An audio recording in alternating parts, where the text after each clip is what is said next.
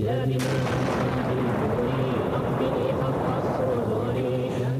the Western media, we're bombarded with frightening and negative images of Islam every day. Islam is often depicted as a threatening force connected with unbending fundamentalism, repression, or terrorism. Alongside that, there is the disapproval or outright banning of music by the fundamentalists.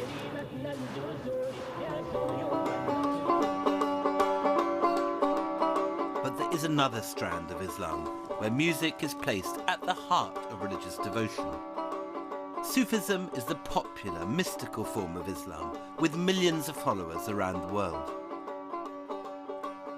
When I first moved to South Asia 20 years ago, Sufism was a revelation to me and overturned all my preconceptions about Islam. It's peace-loving, tolerant, and pluralistic.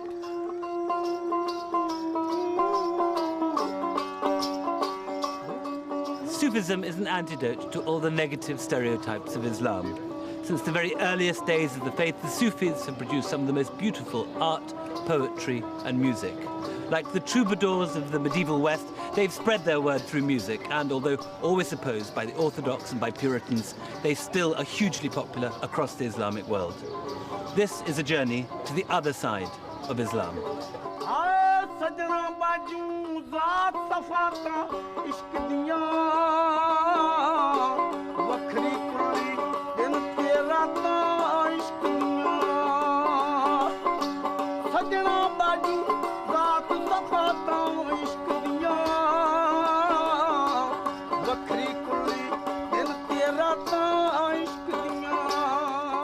Sain Zahor is a sort of holy minstrel who sings in praise of God at Sufi shrines in Pakistan. The paths of love are long and complicated, he sings, for it is love rather than fear of God that lies at the heart of Sufism. But the use of music brings condemnation from Islamic hardliners who, like the English Puritans of the 17th century, see music as a distraction from God. But there's actually nothing in the Quran which specifically forbids music, and later Muslim writings on the subject are sufficiently ambiguous for there to have been hundreds of years of discussion. But for the Sufis, music and poetry remain intrinsic to their faith. It's their way of drawing closer to God and so reaching a state of spiritual ecstasy.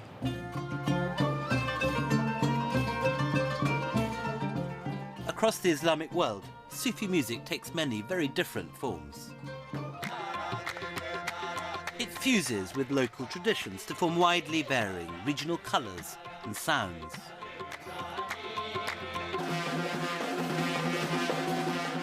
In this programme, I'm going to explore the roots of this extraordinary musical force and see some of the highlights of Sufi music in action.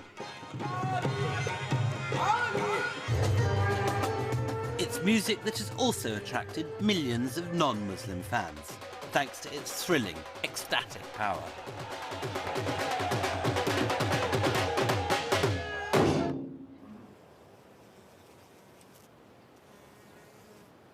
Exactly when and where Sufism began is difficult to say, but Islam and Christianity evolved from much the same roots in the same place, the deserts and villages of the Middle East.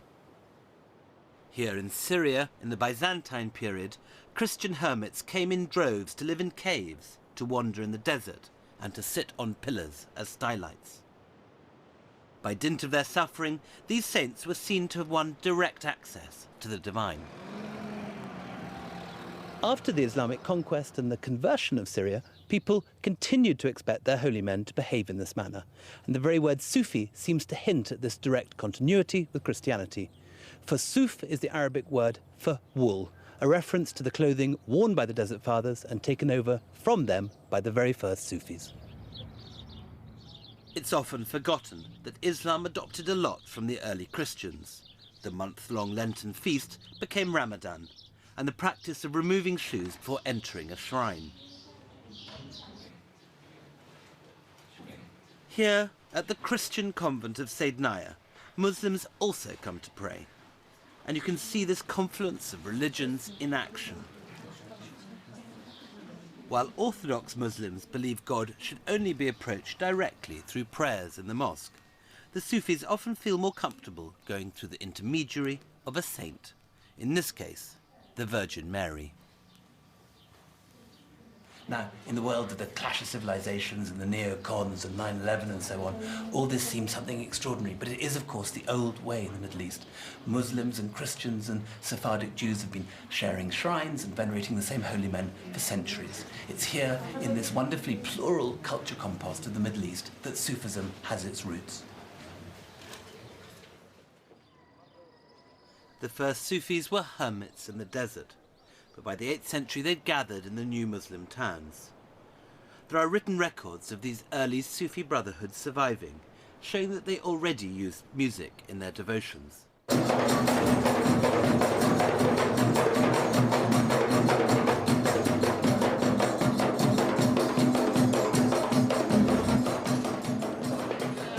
I've come to the city of Aleppo in the north of Syria.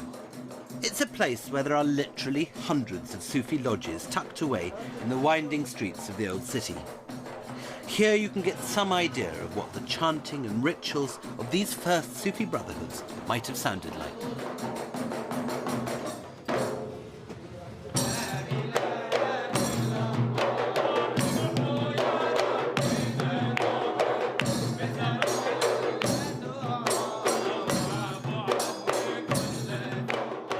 On different days of the week in Aleppo, different Sufi brotherhoods hold what they call a zikr, literally a remembrance of God, with prayers, chanting and drumming. Though it may all sound a bit like a rugby warm-up song, it's going back to the deepest roots of Sufism. Instruments are stripped away, and God's name is repeated over and over again. What's interesting is it is, of course, a link with early Christian monasticism, the Byzantine monks, for whom the Jesus prayer, repeating Jesus' name over and over again, was at the very centre of their spirituality.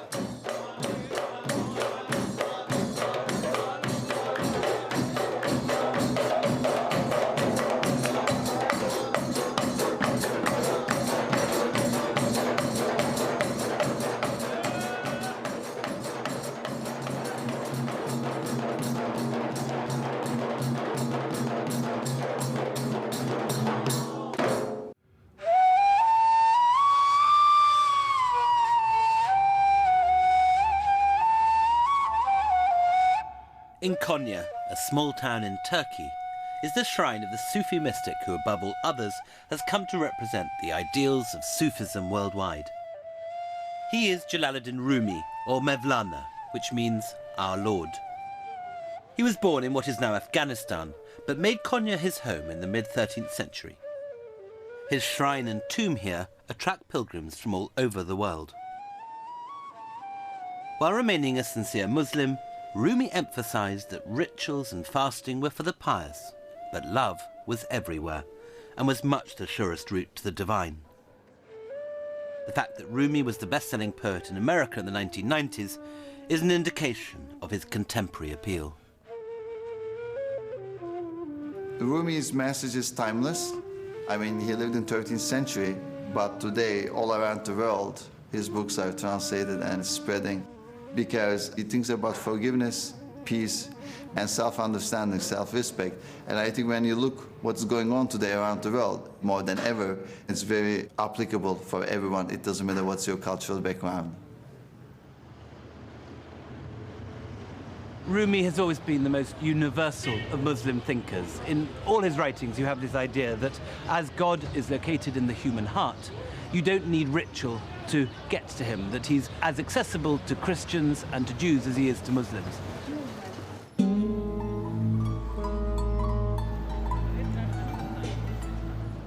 Rumi's followers, the Mevlevi Sufis, spread to Istanbul and throughout the Ottoman Empire. They became better known around the world as the whirling dervishes.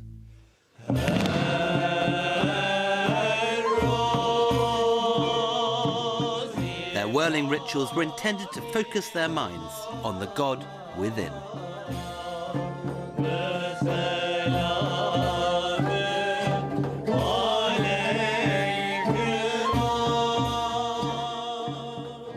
the whirling ritual of the whirling dervishes.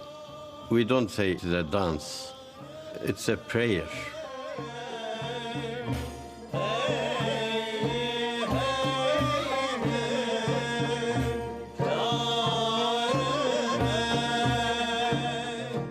Everything is whirling in the world, from the smallest cell up to the galaxies of the universe. Everything is turning. Our whirling is to join to this universal prayer.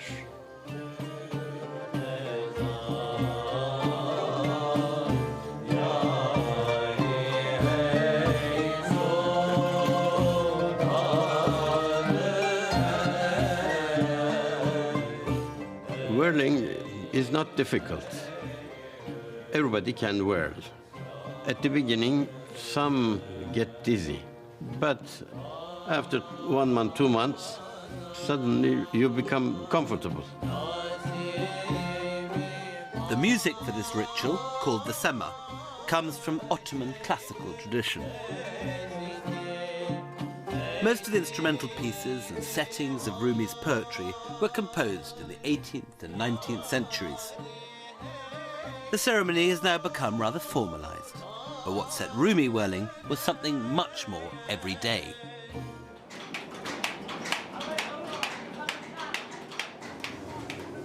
There's a story of Rumi walking through the metalworkers' bazaar in Konya and being overwhelmed by the sound of the beating hammers.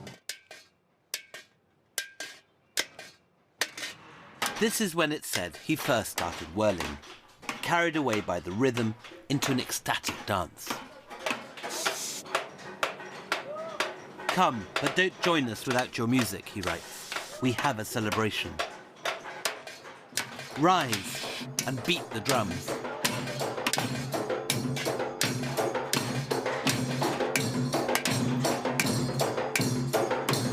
"We are drunk, but not from wine. This is the night of the sema, when we whirl to ecstasy."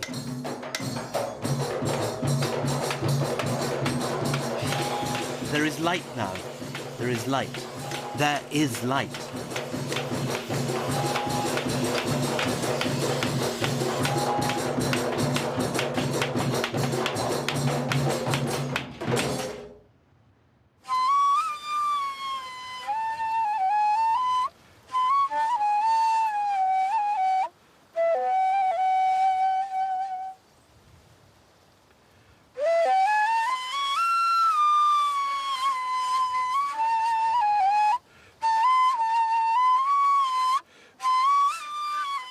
Music is a vital part of Rumi's philosophy. His most famous poem begins with the sound of the reed flute, the ney. "Listen to the ney," he writes, "how it laments its separation from the reed bed. It's a wonderful symbol for man's separation from God." Kutsi Ergüner comes from a long line of Turkish ney players. Thanks to Rumi, the ney is nothing less than an allegory for mankind. When the reed flute is not played, so it doesn't have any spirit in it. Okay. So the human being is the same situation when there's not the inspiration of God. There's no any harmony, any melody in him. For Sufis, breath is actually a very important symbol, isn't it? It's a symbol of life. Symbol of the life, symbol of the spirit, with the symbol of the animation of the material. And that's why in Sufi ceremonies with the whirling dervishes, the ney becomes the breath who invokes the name of God.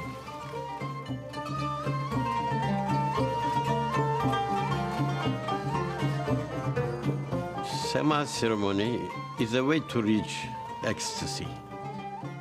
It's 4 parts. First part means towards God. Second part, with God. And the third part, in God. This third part represents the ecstasy.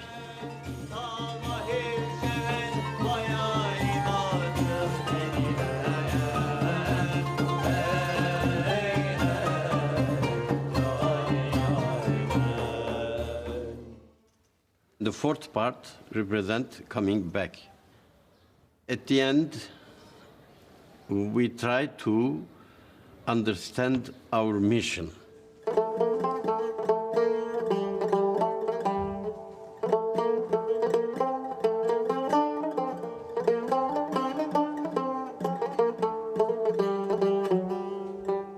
The most important message of Rumi is unity.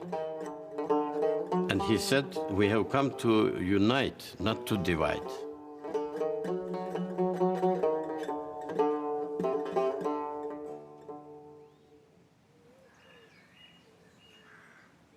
In 1925, as part of his program to create a modern, Western-orientated secular state, the new Republican leader Kemal Ataturk banned the Sufi orders and closed their meeting halls, their tekkes. This one, ironically by the Mevlana Gate of the old walls of Istanbul, was used as an orphanage and warehouse before falling into ruin. Others, like the Galata Tekke in the centre of Istanbul, have become museums.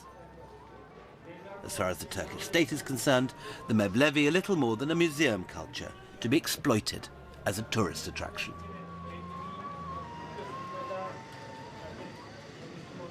What's happening at this Sufi tekke in Istanbul highlights the central paradox of modern Turkey's relationship with Sufism.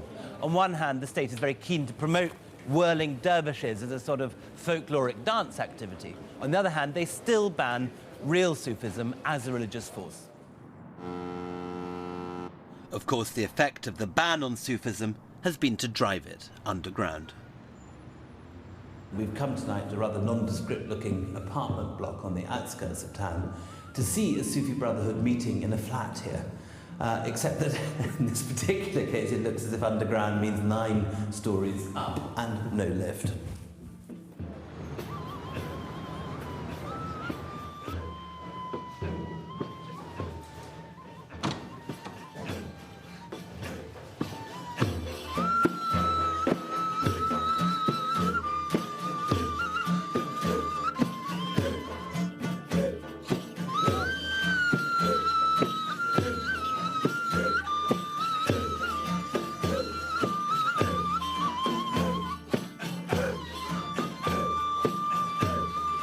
Although there are groups of Sufis like this one meeting all over Istanbul, it was surprisingly hard to find one that would agree to be filmed.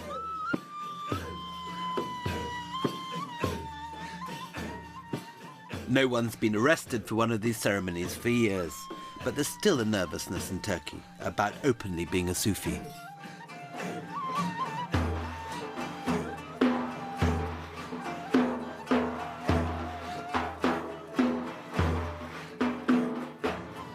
That much hidden now, because in the 1940s, 50s or 60s it was underground because it was very dangerous. You could go in prison for 6 or 7 months because you are doing a religious ceremony which is forbidden.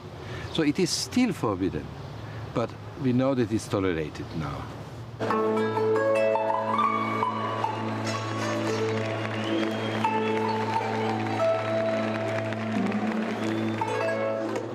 Maybe some indication of the changing climate is the cult success in Turkey and across Europe and America of the club Sufi Mercan Dede. For Mercan, the seemingly radical combination of electronic beats and Sufi philosophy goes right back to Rumi. Rumi has a beautiful saying. He says that we are all cross-eyed people. We see everything separate. But then when you start to look rightly, nothing is really separated. Everything is one. And the essence of Sufism is unifying things, not really separate them.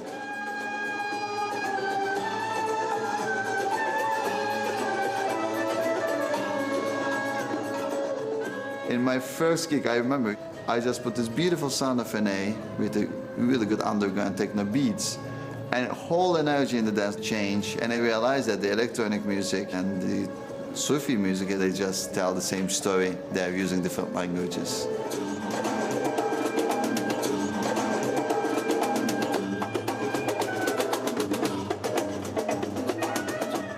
There is this palpable palpable stillness at the center of the whirling that exists, that you can tap into. And you feel the eye of the hurricane. Everyone disappears, and it feels easier to remain whirling than to stop.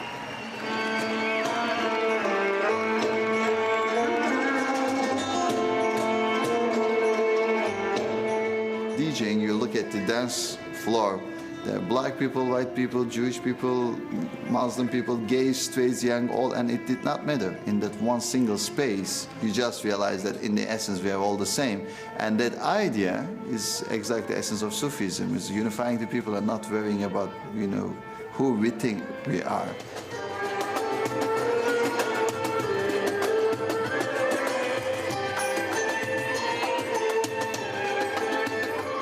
I consider myself just a student, learning every single day. Like a little kid actually playing with the stones in the shore, and there's this whole ocean, what we call Sufism.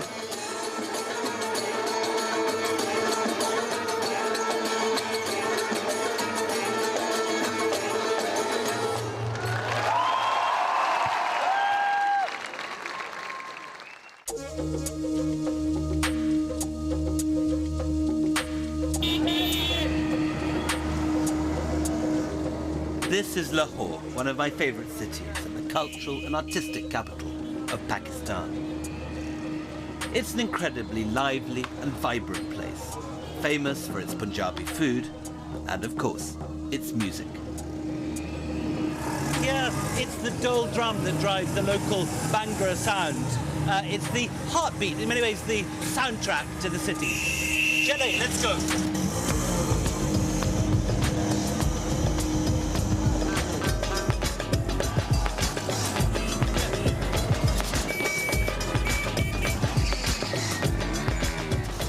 I've heard the dole used endlessly in Bhangra, but I've come to Lahore to see how it's used in one of the city's Sufi shrines.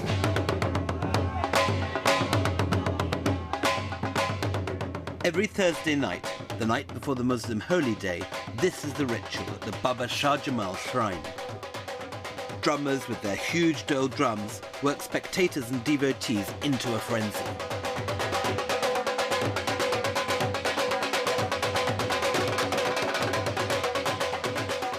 What it immediately reminds me of course, is the whirling dervishes we've seen in Turkey. But it's less refined, more raw, and much more elemental.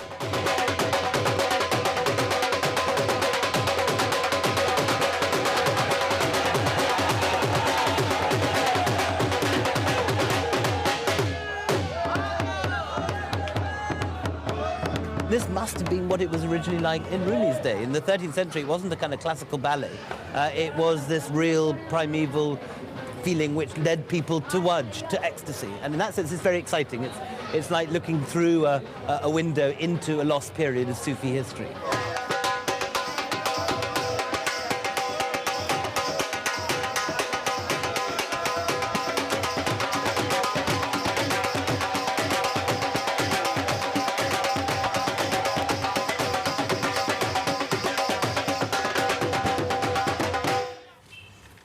If there's one figure who's completely synonymous with the Sufi music of Pakistan, it is, of course, Nusrat Fateh Ali Khan. He was a huge figure in every sense of the word. I once saw him perform towards the end in Scotland, and he had to be virtually winched onto the stage. But he was the great ambassador of Sufi music. He died in 1997, aged only 49. But as you can see here, he left behind him an extraordinary array of CDs. We also have about 200 here. Yes. Does he still sell? Is he remembered? Yes, this Nusrat is number one. Still number one? Yes, Fantastic. still number one.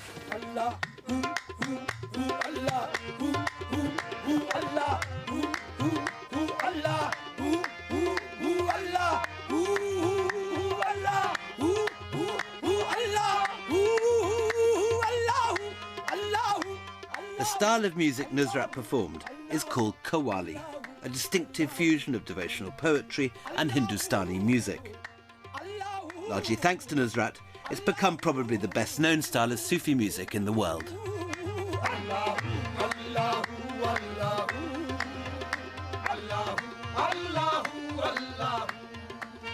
मैं पहली बार खान साहब के साथ United kingdom के tour पे गया।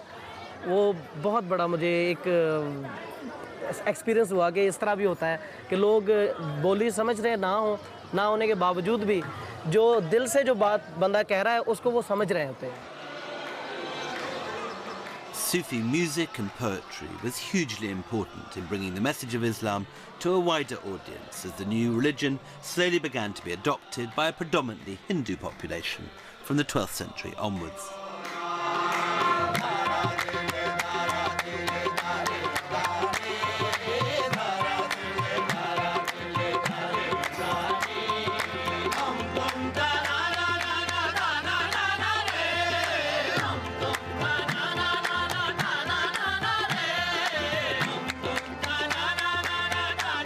This piece was composed in the 13th century by the Sufi poet and musician Amir Khusro. It's believed to be the first ever qawwali. In performance, qawwali singers often spontaneously incorporate the words of other poets such as Rumi.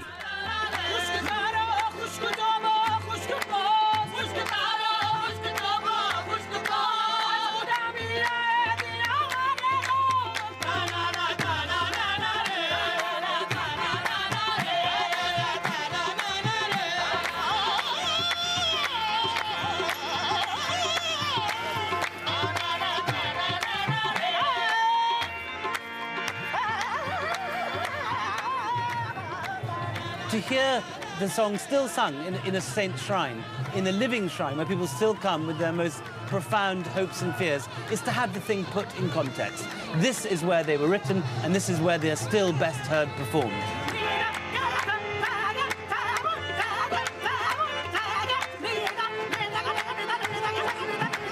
Sometimes the words of the qawwali text are broken down to fragments and syllables, the name of the saint being repeated over and over again.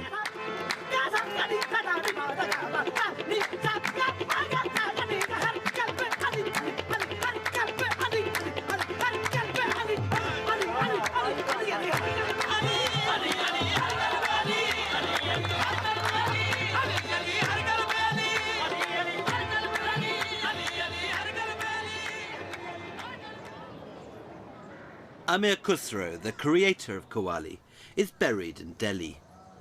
He's regarded as one of the great fathers of North Indian classical music. It's a sign of the respect in which he is held that his tomb stands next to that of his great Sufi master, Nizamuddin Aulia, one of the most venerated of all Indian saints. For me, this is coming home. For 5 years I used to live around the corner from here, and it's where I first heard Sufi music, and was amazed to discover a form of Islam so very different from anything the prejudices of my upbringing had led me to expect. यही चीज़ तो प्यारी लगी यहाँ पे, न हिंदू, न मुसलमान, न सिख, न ईसाई, सभी धर्म के आ सकते हैं और सभी धर्म के इकट्ठे होकर उस प्रभु से प्रार्थना कर सकते हैं. यहाँ एक मिल्लत का ऐसा चिराग मिला मोहब्बत का, न वो हिंदू है, न मुसलमान है, न वो सिख है, न ईसाई है, उसका सच्चा नूर बैठा है.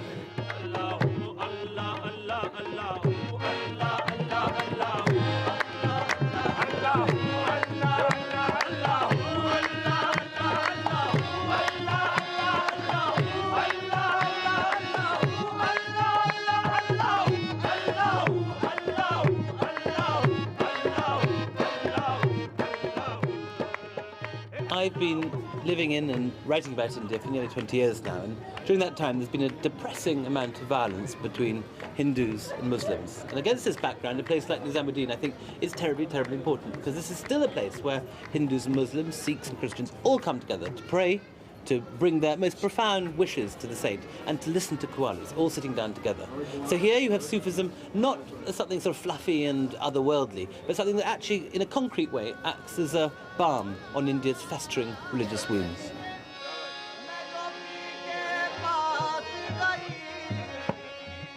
Just as the use of music and the veneration of saints has brought many Sufis closer to their Hindu and Christian neighbours, so it has also acted to divide them from their more orthodox Muslim brothers.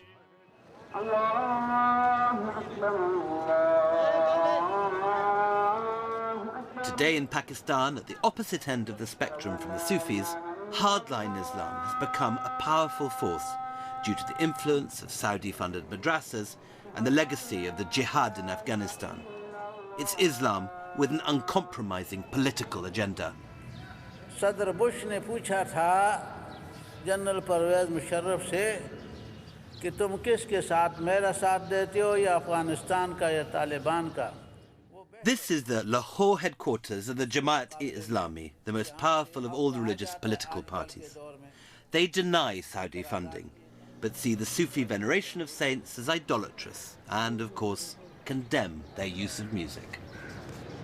ये जो music है, ये जो साज है, ये जो तबला सरंगी है, ये ढोल धमाके हैं, ये जाहिर बात है कि आदमी को आखिरत से गाफिल करते हैं, दीन से गाफिल करते हैं, और इनका नुकसान ये है कि आदमी गुनाह में मुब्तला होता है. But Maulana Sahib, for 1,400 years, the lands of Islam have contained some of the world's finest musicians.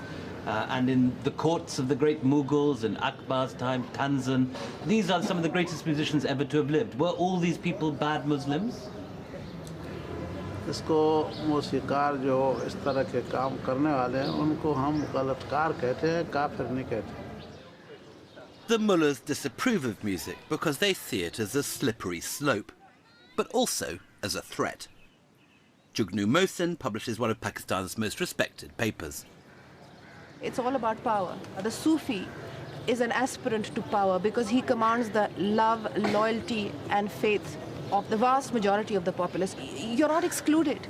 You can be a fallen woman and you can come and pray at the shrine and he will forgive you and embrace you. But the mullah's creed is extremely exclusionary. It's extremely hard. It doesn't understand human weakness. The Sufi understands human weakness. It's a bit like the message of Jesus Christ in some ways. And people will love those who forgive.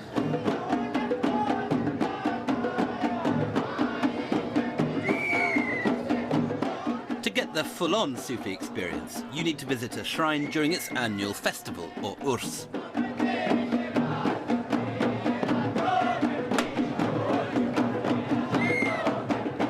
It celebrates the anniversary of the death of the saint, the day he met his maker.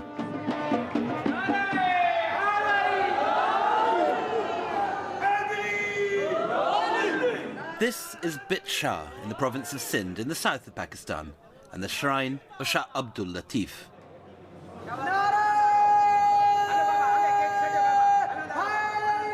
With its veneration of a dead saint, party atmosphere and 24-hour music, it's just about everything that the fundamentalists most disapprove of.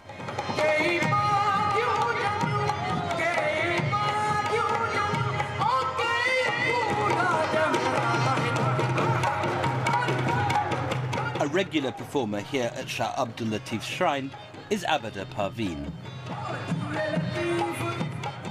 She's the most popular Sufi singer in Pakistan and one of very few women. She captivates her audience very much as Nusrat did.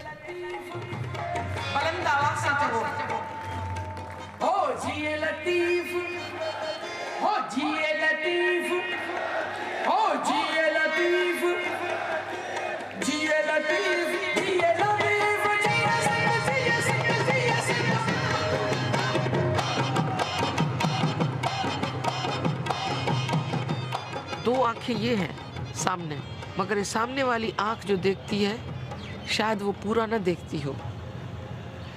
तो दो आंखें जो हैं, एक आंख जो है वो दिल में है, बंदे के दिल में, वो देखती है जो अनदेखा मंजर हो.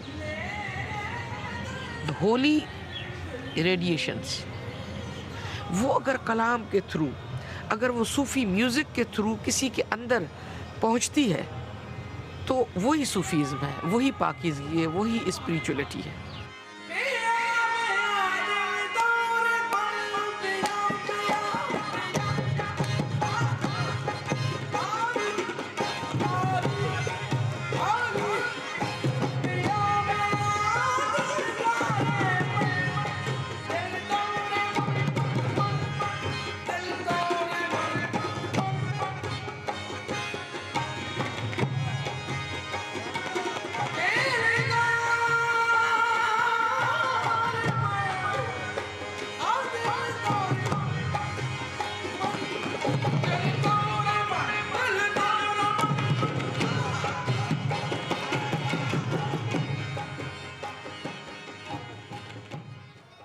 Shah Abdul Latif was not only the greatest saint of Sindh, he was also its greatest poet.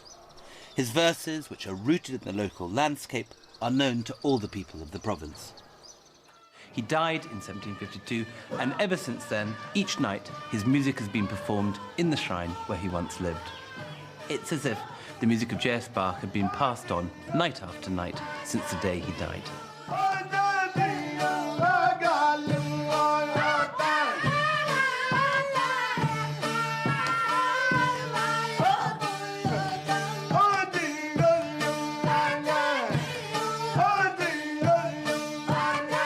It's certainly an extraordinary sound, and one that takes some getting used to. The instrument that this Sufi brotherhood of monk musicians are slapping and plucking is called the dambour, and was invented by Abdul Latif himself. The poetry is about two lovers lost in the desert, burning with thirst.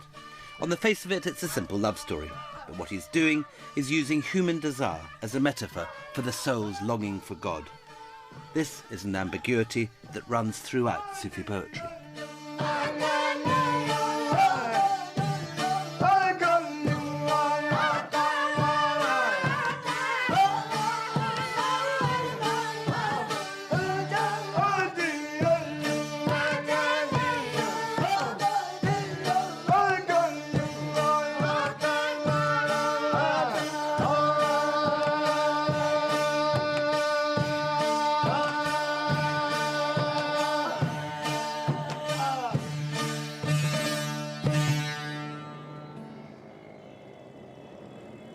These Sufi poets may have lived hundreds of years ago, but for most Pakistanis, they are still a living part of their culture. The Sufi heritage is drawn on by everyone, from writers to pop musicians. If I was to say to you, the people of Pakistan, what's their belief of Islam, it's through Sufism that they've understood it. It's through music, it's through love poetry, it's through dance, through human interaction.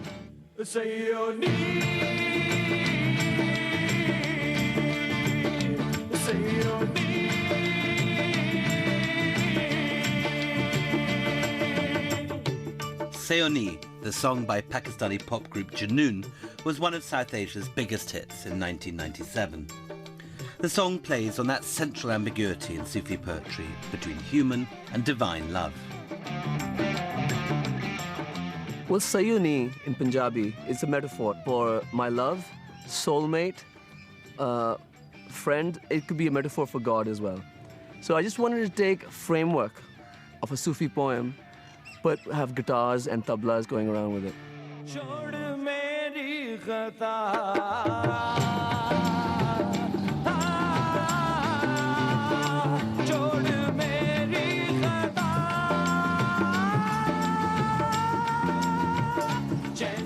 I've been told by a lot of radical mullahs that playing music has no place in Islam and you're on the path of damnation.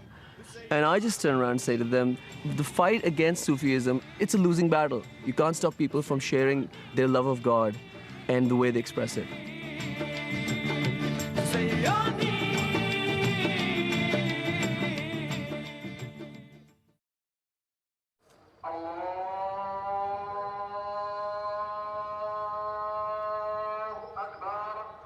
Fez, the oldest of the imperial capitals in Morocco, dates back 1,200 years. It's one of the great centres of learning of the Arab world, with a university founded over 200 years before Oxford and Cambridge. The Sufis here bind together the thought of the great poet-philosophers of medieval Fez with the lives of ordinary artisans in the city today.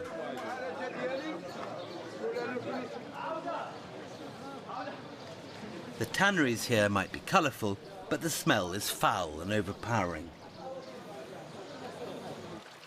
Zizi, who works here, is a member of the Essawas, one of the most widespread Sufi brotherhoods in Morocco.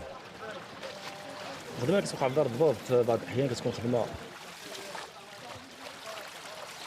خاصنا نقول واحد اللحظه وهذا النهار راه دايز واخا ديال الشتا راه في الليل عندي واحد الحفله غادي نمشي نفاجئ فيها فهمتي. The Essawas are celebrated for their spectacular music. داز عيد الميلاد كيجي عيد الميلاد كنديروا الحفله ديال الصدقه يعني في العام اللي داز بسلام كندير الحفله ديال عيساوا حيت انا اصلا محب بعيساوا وكنعيش في عيساوا كنديروا ديك الحفله يعني كنبردوا على كنفاجئوا على النفس ديال ديك السنه كي داز.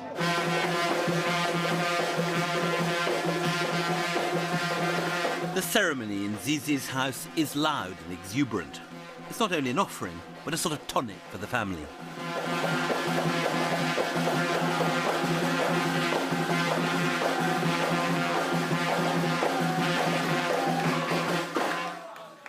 كتذهب عندنا يعني مشاكل العمل، مشاكل ديال عائليه، مشاكل روحانيه، الانسان كيكون مريض في الذات ديالو، تيكون معصب، تيكون مقبوط، كان خصو هاد الليله يعني باش كنرتاحوا.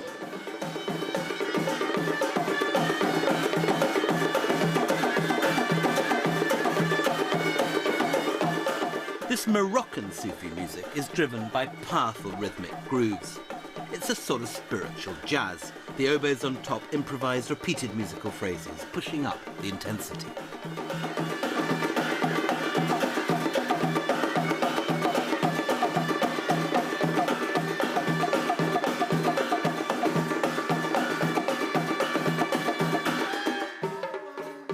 What I find fascinating about Sufism is the way that it captures, like flypaper, local traditions. The kind of music and the kind of ecstasy we saw this evening was very specifically Moroccan or even Berber and quite different from the sort of thing we've been seeing in Syria and Pakistan.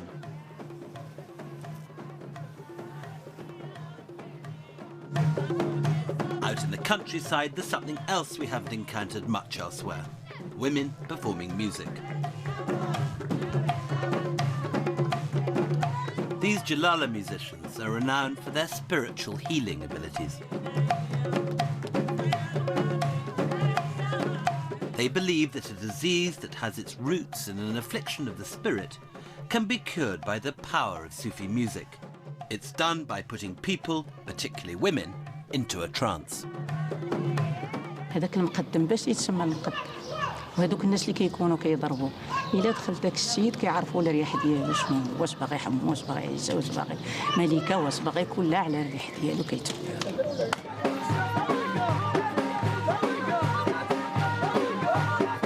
It might look a little freaky, even alarming at first, but it's a way of easing pent-up anxieties in a way that's acceptable in a deeply conservative society. It's a sort of safety valve, something like a rave, only with better, less monotonous music.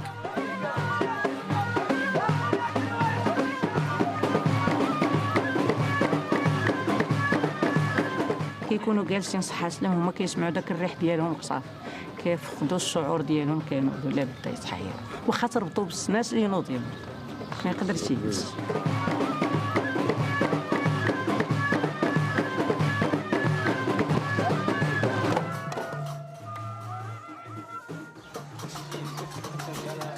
What I find inspiring about Sufism in all its forms is the way it not only bridges high and popular culture, but reaches out to other faiths.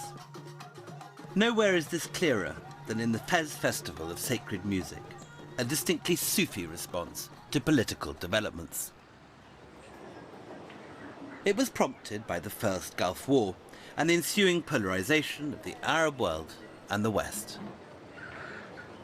Les musulmans portaient un regard caricatural sur l'Occident et l'Occident portait un regard caricatural sur l'islam. Or, je voulais créer un espace où les gens pouvaient se rencontrer et pouvaient avoir accès à la beauté intérieure de chacune des religions et de chacune des cultures. Et c'est comme ça qu'on venait à Fès, ils pouvaient percevoir aussi une autre vision de l'islam. Et à ce moment-là, il me semblait que la ville de Fès devenait une cité qui avait un message à apporter au monde d'aujourd'hui. The idea of the Fez Festival of Sacred Music is a simple one: to juxtapose religious music from all over the world, from any creed or faith.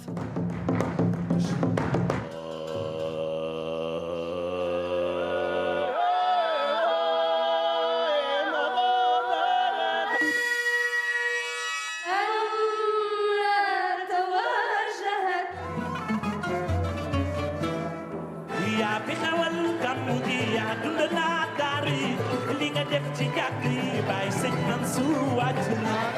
The highlight for me was the Senegalese singer Youssou N'Dour and his Sufi-inspired album, Egypt.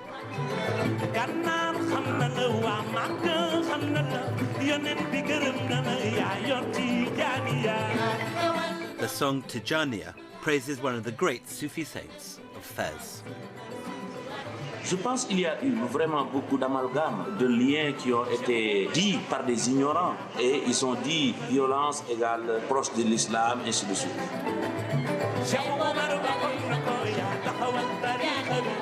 Il est normal que les musulmans, de toutes les manières qui sont la majorité des gens qui pensent que la religion musulmane, avant ces problèmes-là, a toujours été pour une religion de paix et de tolérance, puissent utiliser des créneaux comme la musique pour en faire montrer et rectifier l'image de l'islam.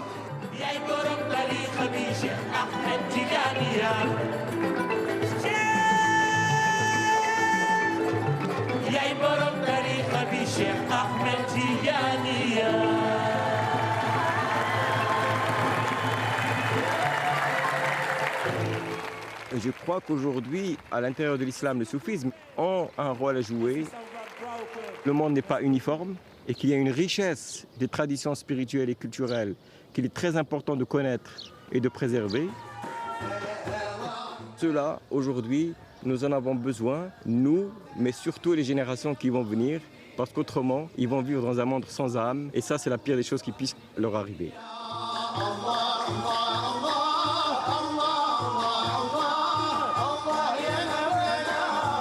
Every night at the Fez Festival, there are performances from the different Sufi groups which form the heartbeat of Morocco. They're an incredible draw for Moroccans and visitors alike.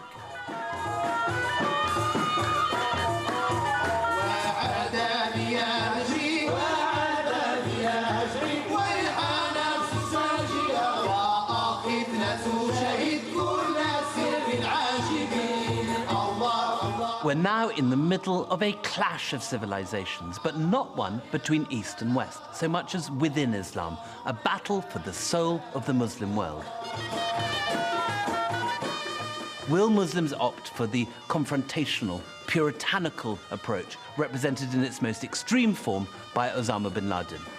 Or can we hope instead that they will embrace the peaceful, plural, tolerant aspect of Islam, of which the Sufis form such a prominent part?